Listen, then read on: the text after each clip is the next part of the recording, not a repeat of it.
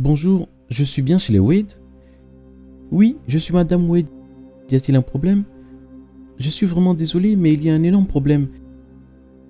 Vous avez peut-être le mauvais enfant. Quoi? Il y a eu un mélange. Nous vous prions de nous excuser car c'est notre faute. Il y a eu une erreur d'étiquetage. Donc le bébé que vous avez ramené chez vous n'est peut-être pas votre fils biologique. Qu'est-ce que c'est que ça? Vous avez attendu 3 ans pour nous le dire? Chérie, passe-moi le téléphone immédiatement. Nous avons découvert cette erreur que récemment. D'autres parents ont été informés, mais vous êtes l'une des dernières personnes sur la liste à le savoir. Vous devez être au courant parce que beaucoup de familles peuvent venir vous voir pour savoir si votre fils est le leur. Je suis désolé et je m'excuse pour la gêne occasionnée. L'infirmière a raccroché rapidement. Entendre que l'enfant qu'ils avaient aimé et nourri pendant 3 ans pouvait appartenir à une autre famille était déjà difficile. Mais imaginer que leur vrai enfant peut avoir été donné à quelqu'un d'autre était encore plus difficile, mais les mois qui ont suivi ont été épuisants. Tous les 2-3 jours, une nouvelle famille venait pour faire un test ADN sur le petit Tommy, puis partait quand ils découvraient qu'il n'était pas le leur. C'était traumatisant parce qu'ils craignaient toujours de perdre leur fils. Encore et encore. 1 an s'était écoulé depuis l'appel téléphonique et les familles frappaient encore à la porte des Wade. Elles n'en pouvaient plus. Il a peut-être fallu 5 ans à Madame Wade pour donner naissance à un enfant, mais il ne lui a pas fallu 5 ans pour se rendre compte que le petit Tommy n'était pas le sien. Elle avait toujours su. Le petit Tommy ne ressemblait ni à elle, ni à son mari. Elle n'avait pas besoin d'une voyante pour le deviner. Elle essayait de l'abandonner, mais son mari l'a convaincue d'attendre un peu plus longtemps. Une autre année s'est écoulée et d'autres familles venaient encore. À ce stade, les Wade ont accepté d'envoyer le petit Tommy de 5 ans dans un orphelinat. Il était temps de mettre leur passé derrière eux. « Maman, où allons-nous? Nous allons chez ton vrai toi, petit Tommy. Ici, tu trouveras tes vrais parents. Est-ce que je vais te revoir, toi et papa? » Arrête de dire des bêtises et va à l'intérieur. Maintenant, dépêche-toi. Alors que je me dirigeais dans l'orphelinat apeuré, j'ai entendu mes 2 parents dire « Bon vent ». Je ne comprenais pas pourquoi ils disaient ça. Mais ça me faisait mal et même si j'étais petit, je n'étais pas bête. Je savais que j'avais été abandonné. Likez cette vidéo et abonnez-vous à cette chaîne si vous ne voulez pas être abandonné. Croyez-moi, ça marche. Mon premier souvenir d'une véritable maison aimante était l'orphelinat. Tout le monde m'a adoré une fois arrivé ici, donc il n'était pas difficile pour moi de me faire des amis. Étant un enfant mignon, j'ai rapidement trouvé une famille qui voulait m'adopter. Mais 3 familles plus tard, j'ai commencé à me demander si j'allais un jour quitter l'orphelinat. Les familles ne cessaient de me ramener parce que des inconnus nous suivaient toujours là où on allait et ils passaient à la maison pour me faire passer des tests ADN. Ça a traumatisé ces familles parce qu'elles ne voulaient pas que leur enfant soit emmené. Mais elles devaient se conformer au test car c'était une décision du tribunal. Ils ont essayé de tenir bon, mais quand ils ne le pouvaient plus, ils m'ont abandonné et renvoyé à l'orphelinat. La plupart d'entre eux ne pouvaient pas supporter de dire au revoir. Ils m'ont juste alors posé là avant de s'enfuir. J'ai décidé de profiter de ma vie dans l'orphelinat parce que je pensais y être pour toujours. Si tu me donnes ta boisson, je te donne un poulet. On échange, m'a dit un jour Steve devant le déjeuner à l'orphelinat. Et si je veux ma boisson et ton poulet? J'ai dit en attrapant le poulet de Steve de son assiette et en l'étalant sur son visage. Steve a commencé à pleurer. J'ai donc dû lui donner rapidement ma boisson avant que la directrice ne l'entende. Tu n'es qu'un pleurnicheur, je n'arrive pas à croire qu'on soit amis. Et toi t'es méchant, je comprends même pas comment on est devenus amis. Je ne savais pas non plus. Steve et moi étions devenus de bons amis dans l'orphelinat au fil des ans. Et quand je lui ai parlé de moi, il a promis de m'aider à retrouver mes vrais parents à l'avenir. Et on en a tous les 2 ri. Des années sont passées et des couples ont continué à venir nous observer. Mais cette fois-ci, des rumeurs se sont propagées à mon sujet. Donc peu importe que je sois mignon, les couples m'ont évité parce qu'ils voulaient être tranquilles. Tommy, Steve, venez ici. Notre directrice nous a appelés un jour et on a rapidement couru à son bureau. Aujourd'hui doit être votre jour de chance. Et je veux le dire à vous 2. Ces 2 belles familles ont décidé de vous adopter. Allez leur dire bonjour, puis préparez vos bagages et rangez tout parce que vous partez aujourd'hui. J'ai suivi l'homme pour aller chez lui, tandis que Steve a suivi l'autre famille après qu'on se soit dit au revoir. Mais quelque chose était bizarre dans la voiture et donc je ne parlais pas.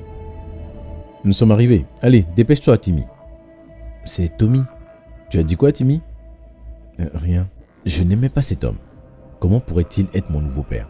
Il a ouvert la porte d'entrée et est rentré avec moi. Chérie, on est là, a-t-il dit en chantonnant.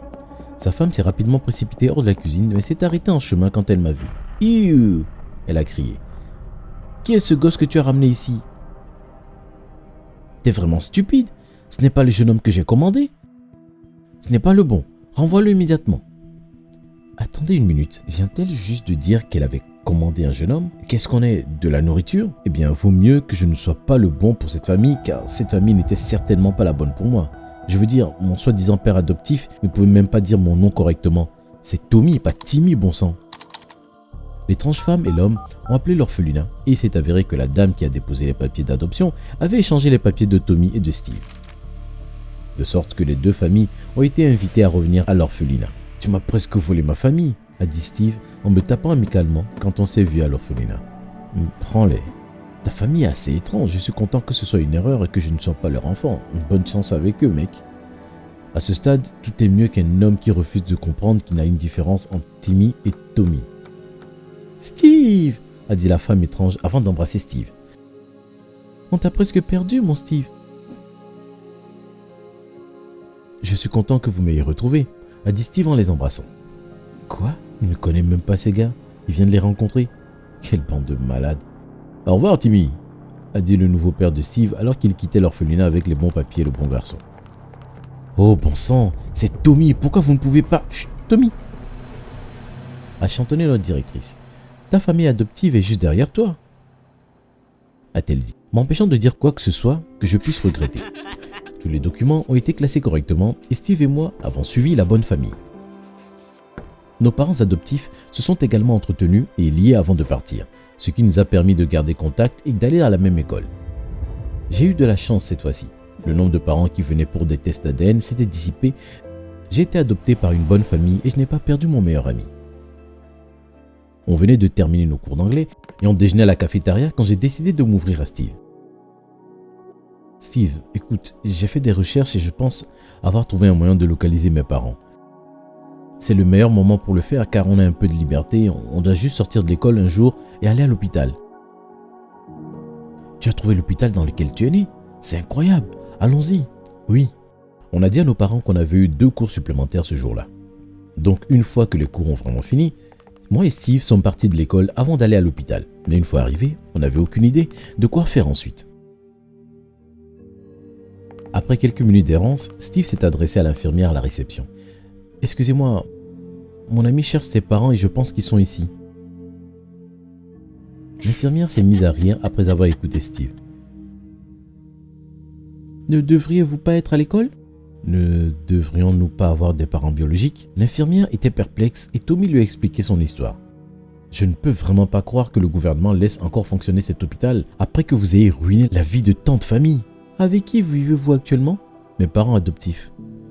Venez avec eux demain afin qu'on puisse poursuivre cette conversation. Tommy, je veux vous aider, mais j'ai d'abord besoin de l'approbation de vos parents. On est retourné à l'école et nos parents sont venus nous chercher.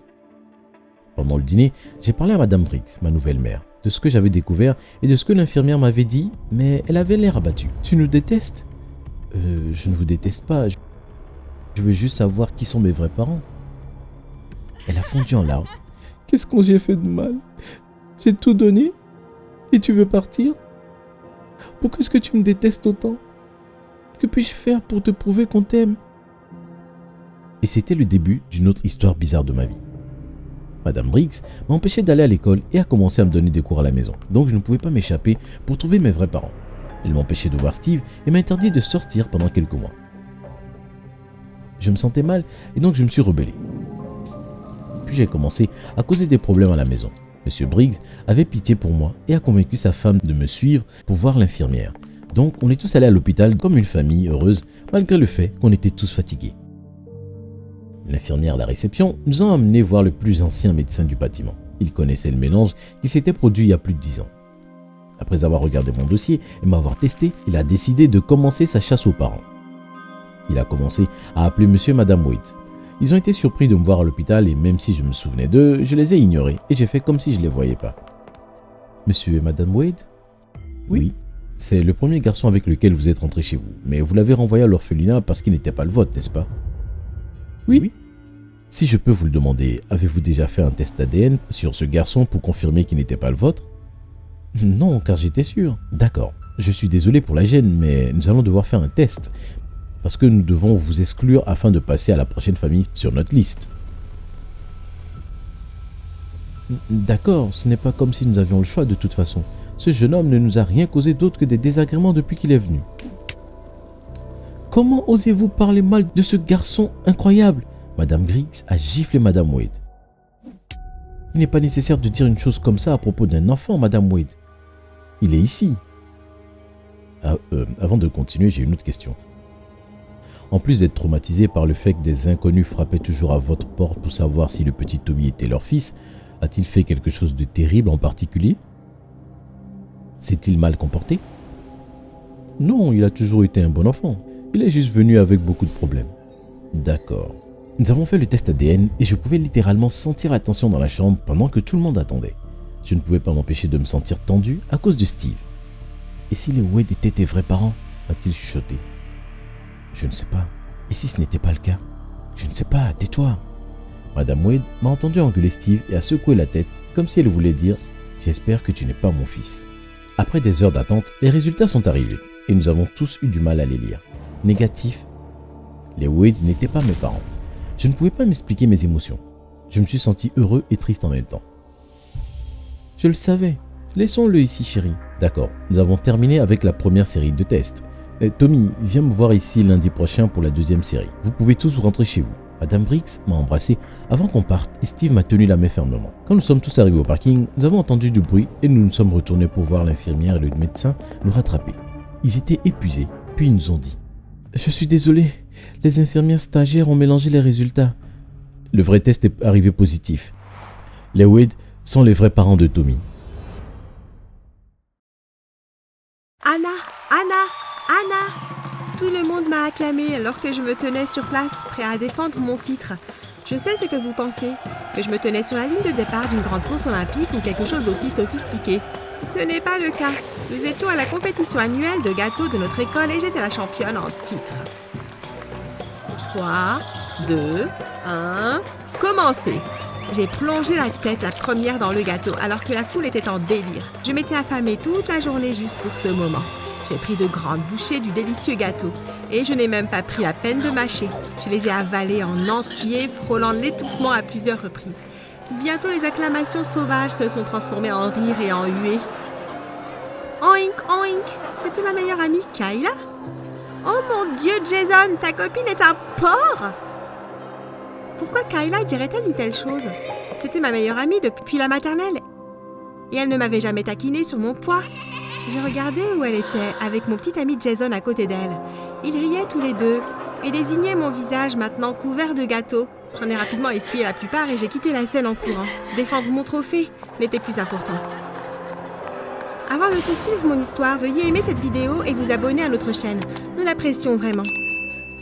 J'ai couru aux toilettes des filles et j'étais sur le point de me laver le visage quand quelqu'un est entré. J'ai levé les yeux et j'ai vu mon visage dans le miroir. Des larmes ont coulé sur mon visage, se mêlant aux morceaux de gâteau qui étaient encore coincés principalement autour de ma bouche.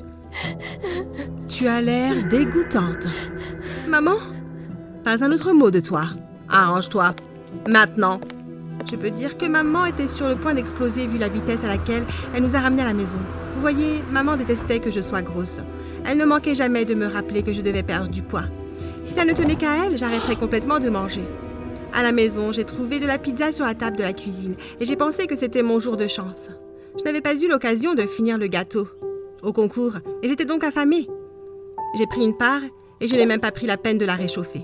J'ai entendu les talons hauts de maman claquer sur le sol de la salle à manger et j'ai su ce qui allait se passer. Elle allait m'arracher la pizza des mains, alors j'ai fourré toute la part dans ma bouche. Elle a serré sa poitrine, comme si elle avait une crise cardiaque. Espèce d'enfant dégoûtante, même les cochons ont de meilleures manières que toi. C'était la deuxième fois qu'on me comparait à un porc ce jour-là. Ce n'est pas cool. Attention maman, je suis ta fille alors si je suis un porc. Tu vois où je veux en venir. J'ai mâché bruyamment dans son visage. Tu vas payer pour cette part de pizza et ce gâteau. Mets-toi par terre, maintenant. Fais-moi sans abdos. Je savais qu'il ne fallait pas pousser ma chance en la fâchant davantage, alors j'ai fait ce qu'elle m'a demandé. Au moment d'aller au lit, je me suis effondrée et j'ai réalisé à quel point mon père me manquait. Je ne le voyais pas beaucoup, même s'il vivait à quelques minutes d'ici. Maman et papa ont divorcé quand j'avais 10 ans. J'ai fixé le mur de ma chambre. Des photos encadrées de maman au lycée me fixaient me jugeant. Elle accrochait les photos dans toutes les pièces de la maison. Ouais, je pense qu'on peut dire que cette maman était obsédée par elle-même. Quand je lui ai demandé pourquoi elle ne mettait pas de photos de moi, elle a répondu que j'étais trop lourde pour être exposée sur ses murs.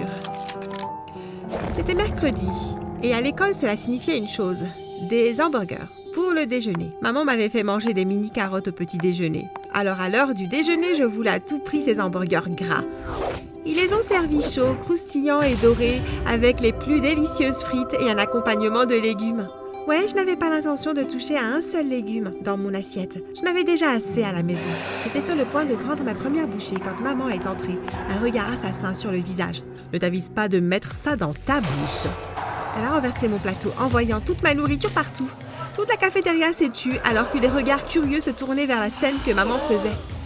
Je l'ai regardée avec horreur, sortir un pèse-personne de son sac et exiger que je monte dessus. Maintenant, Anna. Maman, s'il te plaît, ne fais pas ça ici. Tu me mets dans l'embarras. Je t'embarrasse? T'es-tu regardée dans le miroir récemment? Elle m'a attrapée et m'a tirée vers le haut pour monter sur la balance. Tu pensais vraiment que je ne remarquerais pas que tu as pris encore plus de poids? Avant que je puisse répondre, elle s'est tournée vers le personnel de la cafétéria et leur a hurlé dessus pour m'avoir donné trop de gras. Je n'en pouvais plus, alors j'ai couru hors de la cafétéria en pleurant. Je n'ai pas été à l'école pendant une semaine entière à cause de l'humiliation que j'ai subie. Quand j'y suis retournée, Kayla et sa croisade de méchantes filles se sont moquées de moi et m'ont insultée. Elles m'ont tendu des pièges et ont ri quand j'ai trébuché et suis tombée sur les fesses. Jason a arrêté de me parler. J'ai essayé de sortir avec lui, mais il m'a traité de grosse et a rompu avec moi devant toute la classe.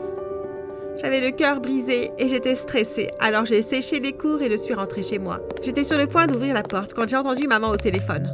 « Bonjour Kayla, merci beaucoup d'avoir torturé Anna, comme je t'ai payé pour le faire. Anna avait besoin d'une leçon. Peut-être que maintenant elle va arrêter de manger tout ce qui se trouve sur son chemin. Je suis désolée que tu doives être amie avec elle. » Mon cœur s'est effondré. Maman payait Kayla pour être méchante? Ça veut probablement dire qu'elle payait Jason aussi. J'étais dévastée. Les personnes que j'aimais le plus travaillaient ensemble pour m'humilier. J'avais envie d'entrer et d'engueuler maman, mais je savais que ça ne servira à rien. Alors j'ai laissé mon sac sur le pas de la porte et j'ai couru à l'école pour affronter Kayla. Elle était en cours, mais je m'en fichais. J'ai fait irruption, alarmant tout le monde, y compris M. Jude, notre professeur de maths. « Kayla, comment as-tu pu me faire ça ?» Je me suis approchée de son bureau alors que tout le monde me regardait. Kayla n'a rien dit et a plutôt regardé ses amis ennuyeux et ils ont commencé à rire. « Comment as-tu pu te liguer avec ma mère contre moi? Je te faisais confiance. » M. Jude commençait à en avoir assez de cette scène et il a exigé que je sorte ou il me traînerait devant le bureau du principal. Je ne pars pas tant qu'elle ne s'explique pas. J'ai entendu maman lui parler au téléphone. Tout le monde regardait Kayla. Elle a roulé les yeux. « Oh là là, défends-toi! Ta psychopathe de mère m'a payé pour être méchante avec toi. » Kayla a fouillé dans son sac et en a sorti un iPhone tout neuf. « Tu as jeté notre amitié pour un iPhone? Dis-moi au moins que c'est le modèle le plus récent. » Ne me juge pas, Jason en a un aussi. Jason s'est enfoncé dans son fauteuil, comme s'il voulait y disparaître. Je vous déteste tous les deux. À la porte de l'école, j'ai vu un SUV sombre roulant lentement vers moi. Je me suis retournée pour courir vers l'école et quelqu'un m'a attrapée. Ils ont couvert mon visage avant que je puisse crier et ils m'ont mis un sac sur la tête. J'ai combattu et griffé mon agresseur, mais c'était comme me heurter à un mur de briques. Qui qu'ils soient, ils étaient massifs. Ils ont attaché mes mains ensemble et m'ont jeté dans le SUV sombre. Juste à ce moment-là, j'ai entendu des pas et la voix de ma mère. J'étais soulagée car je savais que j'étais encore en sécurité.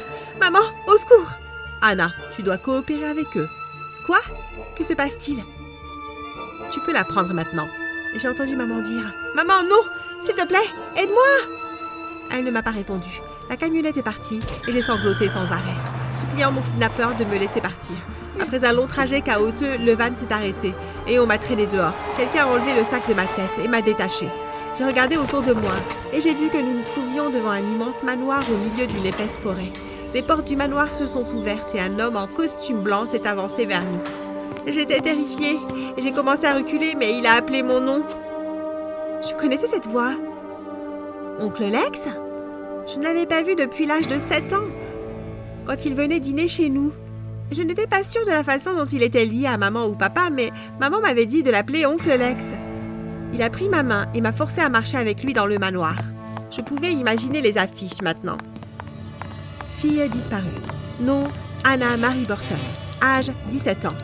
Vue pour la dernière fois se battant pour son droit de manger des hamburgers. Le manoir ressemblait à un centre médical. Des photos avant et après étaient placardées sur tous les murs que je pouvais voir. La différence de poids était clairement visible. Où sommes-nous? Ah, mon oncle Lex ne m'a pas répondu. Au lieu de cela, il a fait signe à l'une des personnes en blouse de se joindre à nous. J'étais sur le point de me détourner des photos de transformation extrême lorsqu'une d'entre elles a attiré mon attention. Oh mon Dieu! Est-ce que c'est... Maman? Lex a hoché la tête avant de s'éloigner. Je ne pouvais pas croire que la fille potelée sur la photo était maman. Tu es une fille très chanceuse. Une des personnes en blouse a dit qu'elle prenait mes mesures et mon poids. Excuse-moi, ma mère m'a fait kidnapper et amener ici contre ma volonté. C'est de la chance? Nous sommes sur le point de te donner un nouveau corps. Beaucoup de gens le désirent. Qu'est-ce qui ne va pas avec celui que j'ai actuellement? La femme dont l'étiquette indique qu'elle s'appelle Frida Harry. Enlève tes vêtements et mets ça. Elle m'a tendu une blouse d'hôpital. Non! Je l'ai dépassé, j'ai foncé sur le type massif qui se tenait dans l'embrasure de la porte, les bras croisés et la mine renfrognée. Il m'a attrapé d'une seule main et m'a soulevé si facilement, comme si je ne pesais rien. Laisse-moi partir! Je lui ai gratté le visage, mais il n'a pas bougé. Soudain, j'ai entendu un grand fracas. L'homme hurle de douleur lorsqu'une chaise en bois a atterri sur son dos. Il m'a relâché et j'ai atterri sur le sol. Il s'est retourné pour faire face à son agresseur et une autre chaise lui est tombée dessus. Anna, lève-toi. Je ne pouvais pas le croire. Mon père se tenait juste là. Il m'a tendu la main et nous avons couru hors du manoir avec l'autre gars sur nos talons. À quelques mètres devant, une voiture était garée avec ses portes ouvertes. Vite, monte! Kayla, comment as-tu? Nous devons partir, maintenant. Conduis, Kayla. Les gardes ont plongé vers la porte de la voiture, mais ils sont arrivés trop tard. Papa l'a refermée et Kayla nous a conduits hors de là. 1 heure plus tard, nous sommes arrivés à la maison de papa. Je suis vraiment désolée pour tout, Anna. Je n'avais aucune idée à quel point ta mère était devenue folle. Dieu merci. Kayla m'a appelée. Je me sentais mal après notre dispute en classe, alors j'ai couru après toi pour m'excuser. C'est là que je les ai vus t'emmener et j'ai tout de suite appelé ton père. Merci de m'avoir sorti de là. Quel était cet endroit de toute façon? C'est une sorte de laboratoire scientifique de perte de poids. Lex en est le propriétaire. J'y ai vu la photo de maman. Elle était parmi ses premiers patients. Il y a des années, il est venu dans notre lycée et a recruté toutes les filles qui voulaient perdre du poids. Il leur a promis un nouveau corps en quelques jours. Personne ne sait ce qu'il n'y fait ni comment il le fait. Ta mère n'a jamais révélé le secret. Je ne veux plus vivre avec elle, papa. Ne t'inquiète pas. Je ne la laisserai pas t'emmener. Je l'ai serrée dans mes bras en pleurant, soulagée que mon cauchemar soit terminé. Après m'être bien reposée, papa et moi sommes rentrés à la maison pour récupérer mes affaires. Nous n'étions pas préparés à ce que nous avons trouvé. Maman a été frénétique et hystérique. Elle avait l'air possédée. Elle jetait les flacons vides de son armoire à pharmacie en criant qu'il lui en fallait plus. Elle a commencé à s'arracher les cheveux et quand elle m'a vue, elle s'est jetée sur moi en hurlant que tout était de ma faute. Papa l'a retenue et m'a demandé d'appeler le 911. Maman a été diagnostiquée comme étant folle et a été admise dans un service psychiatrique. Il s'avère que Lex lui a fourni des pilules amincissantes d'une valeur de plusieurs milliers de dollars pendant des années. Elle lui devait beaucoup d'argent et quand il a exigé qu'elle le paye, elle m'a offert à lui et à son laboratoire. Je me demande quel genre d'expérience Lex avait prévu de faire sur moi. Papa et moi avons rendu visite à maman chaque semaine à l'hôpital. Elle a pris beaucoup de poids et ne parlait presque plus à personne. Tout ce qu'elle faisait, c'était de regarder fixement les murs et le plafond. Quant à moi, j'ai emménagé chez mon père, qui m'a dit que j'étais belle telle que j'étais. Et il a raison. Ayez confiance en vous. Aimez-vous. N'écoutez pas les mauvaises personnes. Mec, Sacha est à fond sur toi. Pourquoi tu continues à l'ignorer? Et Hailey était carrément en train de te mater tout à l'heure. Oh, allez les gars, je sais que Jaden n'aime qu'une seule fille. Merlani. Mes amis étaient totalement idiots parfois. Mais ils n'avaient pas tort. Je plaisais à beaucoup de filles, mais je n'avais Dieu que pour Mélanie. Il y avait quelque chose de différent chez elle. Quelque chose de sombre et de mystérieux. Elle n'a jamais vraiment essayé de s'intégrer aux autres filles. La plupart des filles de mon école se comportaient comme des copies les unes des autres. Elles portaient les mêmes vêtements, avaient les mêmes coiffures et parlaient même de la même façon. Mais Mélanie, elle s'en fichait. Elle était elle-même. Et alors que presque toutes les filles étaient folles de moi, Mélanie m'ignorait. Pourquoi n'essaies-tu pas de lui parler? J'ai essayé, mais elle m'ignore tout le temps ou me donne des réponses en un mot. Eh bien, essaie plus fort. Eh bien, grâce à ma professeure de sciences sociales, je n'aurais pas essayé très fort. Elle est arrivée un jour avec une grande annonce. Alors tout le monde, votre projet final implique un travail en binôme et j'ai décidé de vous mettre en binôme avec des gens avec qui vous ne parlez pas habituellement. Des gens qui ne sont pas vos amis pour que vous preniez ça plus au sérieux. Ce projet m'a envoyé directement dans les bras de Mélanie, mais vous devez continuer à regarder pour voir comment notre histoire s'est déroulée. Voici donc vos partenaires. Allez vous asseoir à côté d'eux et faites vite, car nous devons commencer. Braxton et Trini, Tori et Trevor, Jaden et Mélanie. J'ai gelé. Je n'ai rien entendu de ce qu'elle a dit après ça parce que j'étais juste gelé. Puis mon pote Jackson m'a frappé au bras et je me suis ressaisi. Va t'asseoir à côté d'elle, vite! Il a fait un clin d'œil. Je me suis levé et je me suis assis à côté de Mélanie. Elle ne m'a même pas regardé. Notre professeur nous a expliqué en quoi consistait le projet et j'ai réalisé que Mélanie et moi devions nous trouver un jour pour le terminer. Je pourrais transformer ça en un rendez-vous? J'étais si excité. Après le cours, elle s'est finalement tournée vers moi et m'a dit « Donc je suppose qu'on n'a pas d'autre choix que de faire ça? Et puisque je me soucie de mes notes, tu veux qu'on se retrouve samedi pour finir ça ?»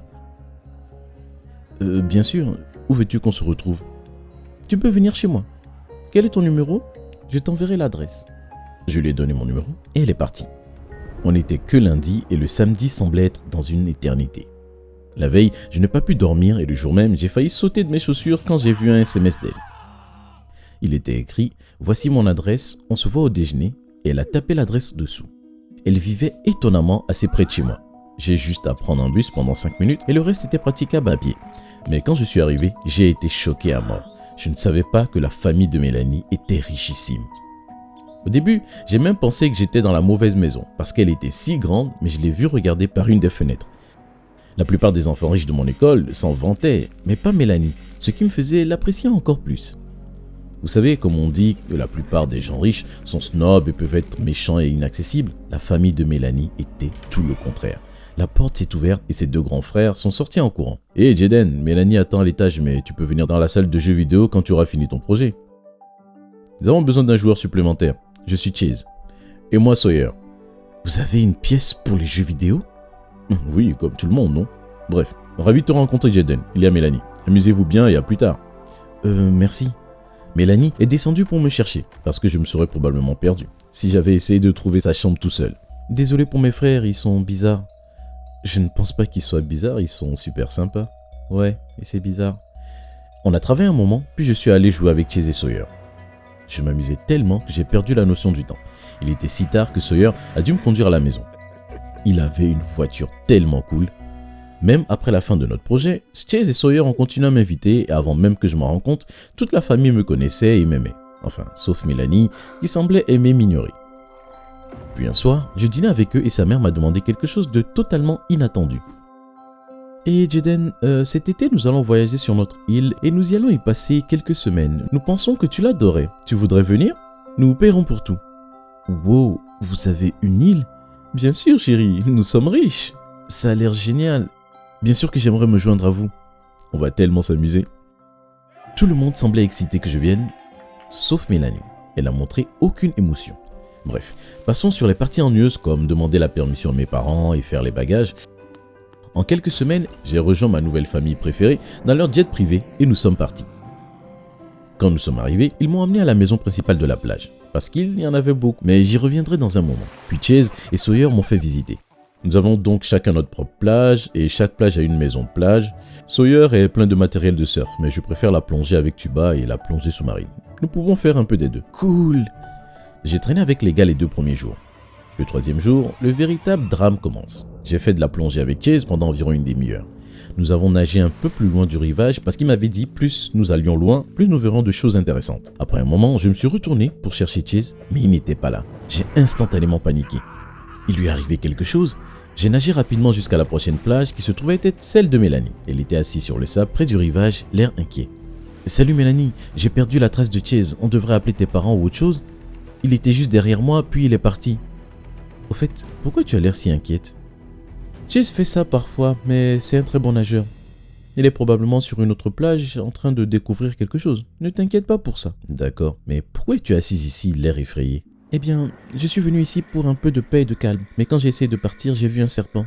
J'ai essayé un autre chemin pour sortir, mais j'ai vu d'autres serpents. Et je ne sais pas comment sortir. Mon téléphone portable n'a pas de signal et je ne sais pas comment joindre mes parents. L'électricité dans ma maison de plage est coupée aussi.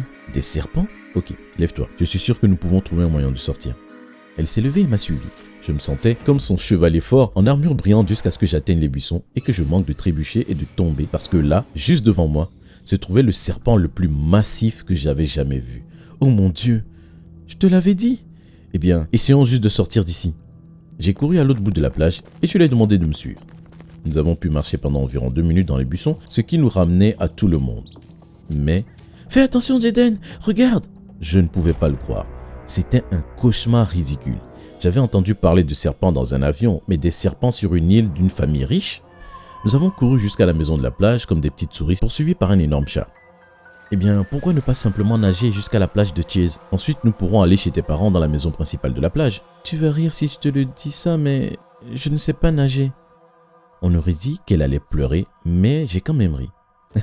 Tu possèdes une plage entière et tu ne sais pas nager? J'ai peur. Oh, c'est bon.